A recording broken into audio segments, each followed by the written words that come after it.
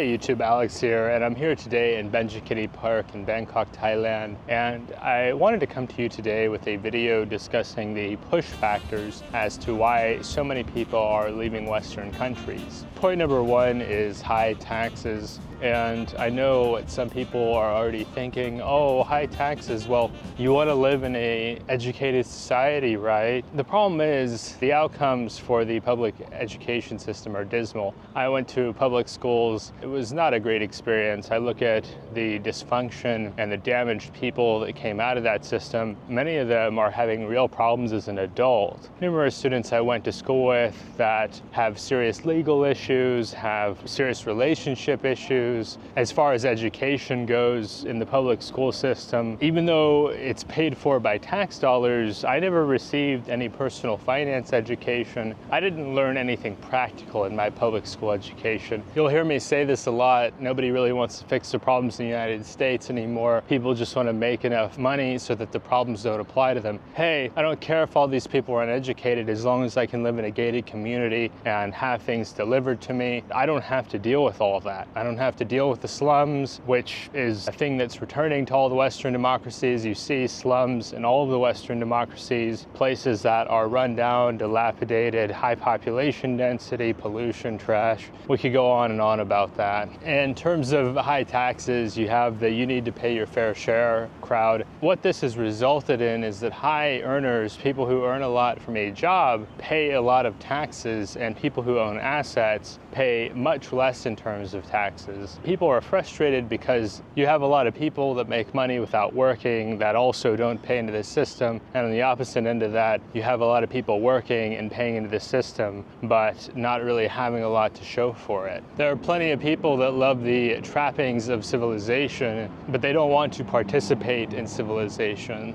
On the other end of that, you have people that don't want to pay taxes, and you ask them, well, how do you plan to bring that into reality? Well, I watch Fox News. So you watch Fox News, and that's how you're going to avoid taxes. What are you going to do to make up for the limited funds? Well, I don't want to do anything. I don't want to participate in society. That's what it's come to, is that on one hand, people who work a lot pay a lot of taxes, and then there's a large population of people that just own everything and don't pay any taxes. So you have people that are busting their behinds that are struggling to get ahead because of things like layoffs designed to help those asset owners. On the other hand, you have the asset owners that are like, you know, this BMW is not enough. I want a Rolls. And I say this because I have friends that are immigrants. That's why I don't necessarily agree with the anti-immigrant sentiment. It's like, okay, well, a lot of those people come over to the US and work in high-paying jobs, and as a result, pay a lot of taxes, pay 40–50% of their income in taxes. States like California, for example. Without those people, one, all these services would go unfulfilled, right? Your immigrant doctors, your immigrant engineers, your immigrant lawyers, all these positions would go unfilled.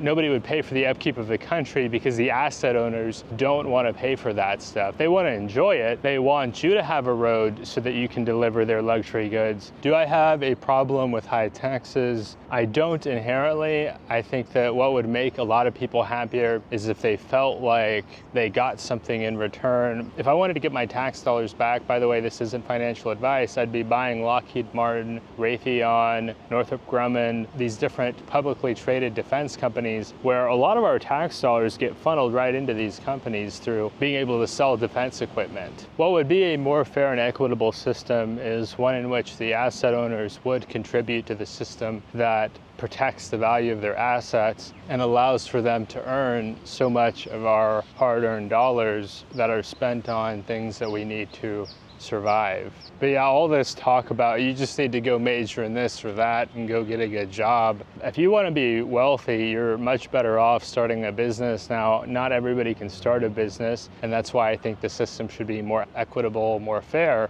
Businesses are limited by the population, and in much of the world, the population is declining. So how that changes the economy, I'm not sure, but if your business relies on an ever-increasing number of people, I don't see how that's sustainable sustainable in a world where very few people are having kids. In summary, if you want people to stop leaving the Western countries, then what you would need to have is a situation where, one, the taxes are lowered, or two, the taxes are done in a way that is for the benefit of society as opposed to the benefit of the elites and the asset owners. As a side note, this is a little bit dark, but some people will say, oh no, people are rushing into the West. Haven't you seen? When people don't have children, they're effectively opting out of the system. They're essentially leaving. When they're gone, there is no lineage, there is nobody there to replace them, there is no future for their line. So even those people that say, oh, I'm gonna stay here and make a bunch of money, that don't have children, are in effect leaving. They're just leaving at a later date. The number 2 point here is high costs of living. I've beaten this drum so many times, but I'll beat it once again. We see that in the Western democracies, many people are paying like 50% of their income for substandard housing. Roommates are now replacing the studio apartment as a way to save money. This shows no signs of slowing down, because anytime the Western democracies want to boost the economy, they just bring more people in, because the people are consumer worker bots. You're gonna consume at least this much, you're gonna output at least this much. I don't care what you look like, I don't care what your culture is, just come on in, just come on in. You're gonna boost the economy, you're gonna make sure that we have the things that we want, that I can go and I can have my cheap fruit, because I don't wanna pay a high price for these things. So we'll just interchange you and use you such that we can still have this high standard of living without helping out the people who have no choice. I often talk about this. People say, well, we need to help these other people. And I'm like, what about the people who have no choice? You've got a lot of people who don't have a choice of living in the United States. They are only US citizens. They don't have the money to go overseas. They don't have the resources to get out of there. For better or worse, they're stuck there. Now, this video is not to rail against immigrants. Obviously, look at my skin color. I'm the children of immigrants and grandchildren of immigrants, but at the same time, you have to wonder, is this system sustainable? I think it is not sustainable to treat people this way. The Western democracies no longer care about their people. They no longer value their people. They look at their people as interchangeable. You will see the high cost of living continue to go up in our lifetimes, because these policies that contribute to the high cost of living are not going away. They benefit the asset owners, people who own real estate, who own all this stuff. All these policies benefit those people. The high cost of living has eliminated the middle class. You have people that can afford to go to work and stay at home, and you have people that are wealthy and can afford to do whatever they want, and not much in between. And so people will say, oh, well, how do you know the prices will keep going up? All of the data about our society is available for purchase. So if you're in business, you are a large company, you can calculate exactly how much you can charge for everything, and you'll charge the maximum. We see this with hotel prices, we see this with food prices. Everybody that's in business at a large scale is tasked with delivering maximum shareholder value. Their job is to make as much money as possible, so they use this information to extract as much wealth as they can from society. That's why you have a bottle of Coca-Cola, what's essentially a bottle of sugar water, costing like $2.50, because they know, hey, there's a section of our population that the only thing they have to look forward to every week is Friday night, where they go to the adult beverage store and they get their Coca-Cola and they get their adult beverage and they mix it together, and that's all the joy they have to look forward to in the week. And so we can charge them more and more for that, because they're not going to ever have the money to go on international vacation. They're not going to have the money to get a great education where they could get some kind of corporate job, which is soul-sucking, but at least they've got some extra money to enjoy. That's an example where you see that things are priced to the maximum of what people are willing to pay. Once again, I'm not saying everybody should be drinking Coca-Cola. I think Coca-Cola is not good for your health, but I think it's an example where you see it's something that doesn't really create a lot of value for society, that doesn't really help people self-actualize or make their lives better, that can command a significant amount of their purchasing power, because they're not doing it just once. I mean, I've lived with people who have an adult beverage problem. It's not just a one-time thing. This is a thing thing they're doing all the time. This might be the only thing they have to look forward in a normal work week. Will the high prices come down? No, because corporations have to deliver year-over-year growth and profit. They will keep charging higher and higher prices because as long as some people are capable of paying or willing to pay, then you can just keep charging more. And okay, just don't pay. Sounds great. Let's just not pay. Try not paying for housing. Try not paying your property taxes. Try not paying your car payment. Try not paying for your parking. Try not paying for your food. Try not paying for your insurance payment. Oh, just don't pay. Well, not paying means that your life will just start falling apart. We can't all just not pay. I mean, we can't all just live in tent cities and eat bugs. The only way I was able to save enough money to come to Thailand was that I lucked out and got a decent corporate job in California. I lived in a cockroach-infested apartment, basically spent as little money as I could, didn't go out, didn't have a social life, didn't leave my apartment unless it was to go to the office. And I did that for a year and was able to save up some money to come over here, but most people are not willing to do that. Most people do not want to live in a building with pest problems. It did have rent control, which was nice. Ultimately, I got laid off from that job as the interest rates rose. The company needed to move toward profitability. This meant getting rid of a lot of people. I was included in those layoffs, and not having significant experience, only a couple years experience, I struggled to find another role. I think it was like 12 hours of getting laid off. I booked a one-way flight here to Thailand, and I've been here for the last year. It was a great decision. I spent about a third of what I spent in the United States living here. I live a much happier life. It's a lot more pleasant place to live, and I dread the day that I have to go back to America. Number 3 is the declining standard of living. Now, I know some people would tie this in with point number 2, which was the ever-increasing cost of living. By declining standard of living, I look at things like homeless encampments in all the major cities, the border crisis, where we have these human rights violations happening with people who are being taken advantage of and mistreated, many of whom are women and children who are defenseless. And it's absolutely disgusting that any of this would happen in the Western world, but here we are. Going back to the homeless encampments, a lot of people blame the homeless for their own circumstances. I would point out to those people that there are plenty of policies that make housing hard to come by. We talked a bit about the mass immigration policies that are haphazard, but we also would need to talk about the NIMBYism, right? There are a lot of policies in the Western world that prevent the construction of new housing. This is to increase the value of property, increase the value of assets, make them in artificially short supply.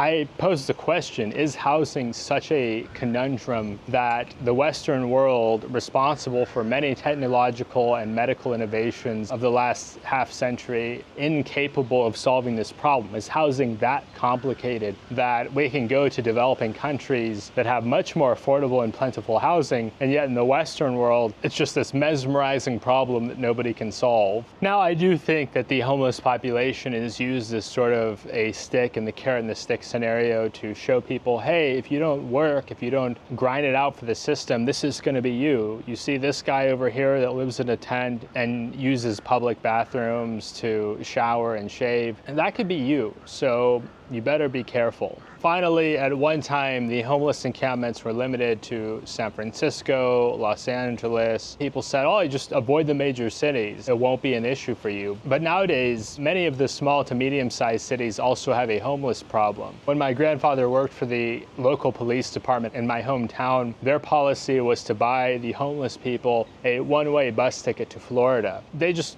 dumped the problem on somebody else, but now the problem is so widespread that while the nice areas don't have them, every single city has a section of homeless encampments. Even in the medium-sized city that I moved to in my mid-20s, just for a couple of years to go back to college, even that city now has homeless encampments. The conservative people there get mad, oh, why is this liberal mayor helping these people out? It's like, dude, these people are a dime a dozen. There's so many homeless people. They can't ignore the population anymore because you can't just send these people to recycling plants and turn them into productive members of society. Point number 4, rapid change resulting in a lack of community. Some of this has been spurred by technology. Some of this is also just societal changes. Most of the working class people in my hometown have left. They can no longer afford to live there. They've had to go seek places that either have a higher salary, which is what I did. I moved to the San Francisco Bay Area. And you have other people who have to go seek out a lower cost of living because they can't afford their rent anymore. Because of this worker consumer phenomenon, you have people who no longer have attachment to one place. For me, I have very little attachment to my hometown beyond my friends there. Aside from my friends, I have no interest in ever living there again. And if it weren't for my friends that live there, I would never go back to my hometown. I have a lot of painful and unpleasant memories there that I don't want to repeat. But not only that, I would have nowhere to live. So if I were to go back to my hometown, I would find myself homeless pretty quickly. And when I went to other people, adults in my social circles, and I mentioned, hey, I found a job in California, I'm gonna move out there. How could you live out there? You can't stay here. How could you go out there? It's so expensive. So wait a second, I should stay here and be homeless, or I should go out there where I have a job that's gonna actually pay my bills. And so you have all these people that give terrible advice that because they come from a wealthy family that has assets that allow for them a very comfortable standard of living without working, they don't understand why you would want to go contribute to some other economy, contribute where you're actually going to be rewarded for your work. No, they want you to sit around and be poor and miserable so that they have somebody to feel better than.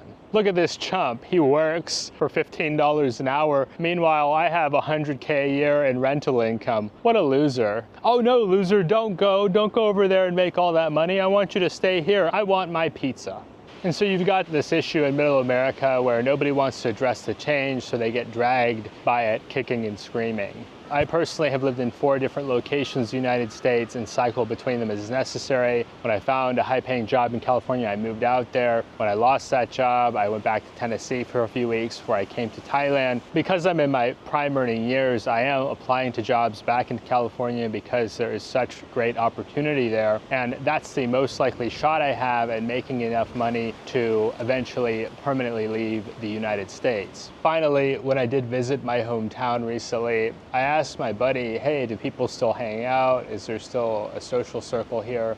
And he explained to me that when he goes out, he never sees anybody he knows, that people basically stick to themselves. The few people who are still there typically have inherited or are going to inherit housing from their parents. If you're not in that position, then there's not much reason to stay.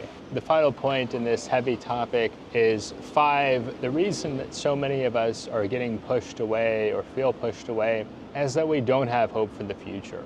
I do recommend, if you are struggling with your well-being, please contact the appropriate resources. This video, while I understand it's a bit ranty, it's a bit negative, that I need to get these thoughts out of my head. Now, the first point that I'll make in regards to the lack of hope is the decline in having kids. I think that a lot of people are not having kids because they are uncertain about the future of the economy. They don't feel that they can provide a good standard of living for themselves, let alone extra people in the form of dependents. Another would be the growing homeless population, people that have essentially given up on moving forward in their lives. You've got a lot of people who had their own struggles growing up, and they're thinking, well, if I had those issues in what was supposed to be a much more prosperous time, what would it look like to try to replicate that lifestyle today? While I have some sense of empathy for the child-free movement, you could even say I'm part of it, the child-free movement wasn't a thing 100 years ago. Why was it not a thing? Well, people actually got a benefit from having kids. A lot of people lived on farms, and each extra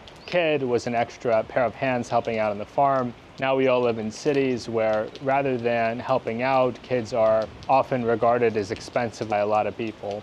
I'll throw in another Naval quote here, and Naval talks about how safe societies devalue young men until the wolves are at the door. And I think that's what we're seeing now, where we have all these extra young men in the West. 2/3 of young men in the West are single. And society's like, look, we don't know what to do with you. We can't legally get rid of you, but we can create these policies that make it harder for you to have the positive emotion needed to move forward in your life. I think what we're starting to see now is all of these young men who don't foresee themselves being able to start families check out of the system. You You see this with the passport bro movement. You see this with digital nomads. You see this with expats. You see this with all these different communities that are a result of all of these problems in the West. What would it take for people to have hope again? You'd probably need to see something like the plague that affected Europe in I think it was the 13th century, where you had substantial population decline. People could demand higher wages. Hey, look, you don't have that many of us, so if you want us to help you out, you're going to need to pay up. That actually corrected things for a while, and of course, 700 years later or so, it seems like we're running into the same issues where people are being taken for granted by the powers that be. People are really feeling like there's a boot on their neck. Post-60s, you had a lot of people opting to live on the fringes of society, opting to not get married, to not have children. Now you have people totally opting out of society. You have people that are moving to the developing world, Southeast Asia, to Latin America, some parts of Eastern Europe, and you never would have heard of that happening 30 years ago. 30 years ago, if you told somebody, I'm going to move to Colombia, they would have looked at you like you were insane. Why would you move to Colombia when it's got all these problems going on, all these crime issues, this social unrest? And now we see a lot of these issues in terms of social unrest coming to Western democracies. If you've worked in the medical industry lately, you can see that Western society has moved away from prioritizing support for births and people having kids toward end-of-life care and taking care of senior citizens. This is not too different from Japan. I think Japan is ahead of the curve, and the Western democracies are following Japan in its footsteps. What are the consequences of this lack of hope? Well, I see a future in the Western democracies that is much less plentiful, much less resource wealthy. You're going to have a lot of older people who are not capable of doing hard labor, manufacturing or construction or the trades. Things will just start to disappear. Things that used to be considered normal will become luxuries. Things like having a toilet that works, having roads that are well maintained. All these things that require maintenance and upkeep will falter when you don't have people to do the work. This is another area where immigration is not a solution, because we see the birth rate of immigrants drops after like one generation. People become more secular and realize, what purpose do I have in procreating when I don't have a religious compulsion or a cultural compulsion to do so? They look around and they're like, oh wow, all these people that don't have children, they have so much more disposable income. They can sleep in on the weekends. They can take some free time to call up some old friends or go engage in an activity or a hobby. So this disincentivizes people from having kids, which reduces the resources available for parents. You don't have economies of scale. It's why childcare is so expensive. It's why diapers are so expensive. The fewer people that need those things, the smaller the market is, and a higher premium can be charged for that. Contrast this with video games, which are cheaper than ever because more and more people find that it's an affordable hobby. It's something they can do at home. It's something that can be done for as little as an hour, for as long as 12 hours, and it's accessible. It's accessible to everybody. It doesn't require a dramatic lifestyle change. It's one of those things that's for everybody. Used to be kind of a nerdy thing. Now it's commonplace for lots of different kinds of people to play games. Now, how about me? Do I have hope? Yes, I have hope I'll be able to make enough money in the United States to suck enough dollars out of the declining system to take that money, go somewhere else that I'd prefer to live, and enjoy the rest of my life in a place that better aligns with my values and preferences. Is it a foolproof solution? No, it's not, but it's the best I've got. I know this video has been heavy. Let me know what you think down in the comments. Do you agree with these points? Do you disagree? Do you think I'm full of it? It helps to generate interesting dialogue or discussion when we talk about these things. Give us a thumbs up if you did like the content. Finally, subscribe to the channel down below if you want to see more content like this, and we'll see you next time.